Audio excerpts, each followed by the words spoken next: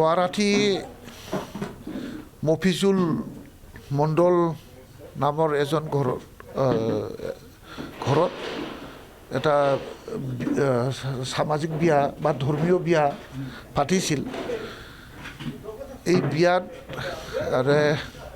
ৰাতিত মাংস লৈ পেলাই এটা জঘন্য ঘটনা ঘটিছে, যিটো ঘটনাটো ঘনেও ভাবা নাছিল যে তেনেকুৱা ঘটনা হ'ব। কিন্তু এইটো লৈ পেলাই অলপ সমাজত অলপ বা অঞ্চলত অলপ ভুল বুজাবুজি হৈছিল। যদিও আমি গণতন্ত্ৰ দেশৰ মানুহ হিচাপে আইনটো মানো। আমি কোকৰাঝাৰ জিলা প্ৰশাসনৰ হস্তক্ষেপত এই গোটেই ঘটনাটো এতিয়া নিউট্ৰেল হৈ গৈছে আৰু আমি একেলগে হিন্দু মুছলিম একেখন গাঁৱতেই বসবাস কৰা এই অঞ্চলৰ ৰাইজ হিচাপে আমি চবেই বিচাৰিছোঁ। তো এইটো এটা ধৰ্ম লৈ বা ৰাজনীতিক লৈ বা নিৰ্বাচন কেন্দ্ৰিক এটা ঘটনা নহয়। এইটো চেন্সলেছ জ্ঞানহীন এটা কাণ্ড, যি কাণ্ড কাৰখানাটো এই বিবাহ পৰিয়ালে কৰিলে।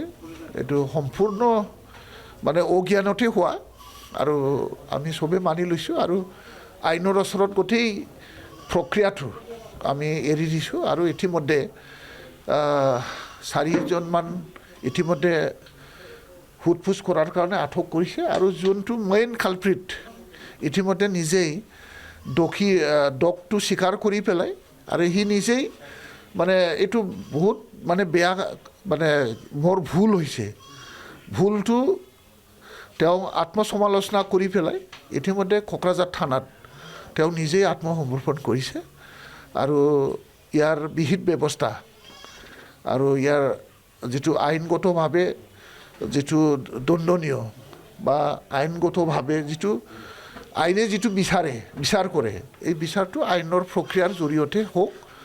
আৰু যিটো বিচাৰ আইনে যিটো বিচাৰ কৰিব, একদম সঠিক বিচাৰ হ'ব বুলি ৰাইজে ইতিমধ্যে আশা প্ৰকাশ কৰিছে আৰু প্ৰশাসনৰ ওচৰত ইতিমধ্যে দাবী জনাইছে।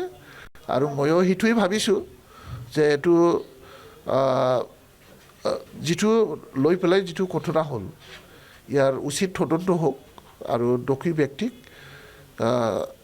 যাতে আইনে যিটো শাস্তি দিয়ে, এইটোৱে আমি যথেষ্ট বুলি ভাবিম। আৰু ভৱিষ্যত দিনত যাতে তেনেকুৱা আৰু অজ্ঞানহীন যাতে কোনো জাগাতে কাম নহয়, তাৰ বাবে অলপ প্ৰশাসনেও কঠোৰ হাতেৰে এইবিলাক দমন কৰিব লাগে। আৰু আইনৰ হাতত কোনেও হাৰি নাযায়, আইনে খুব ভাল বিচাৰ কৰিব, এইখিনি আহ্বান মই জনাইছোঁ।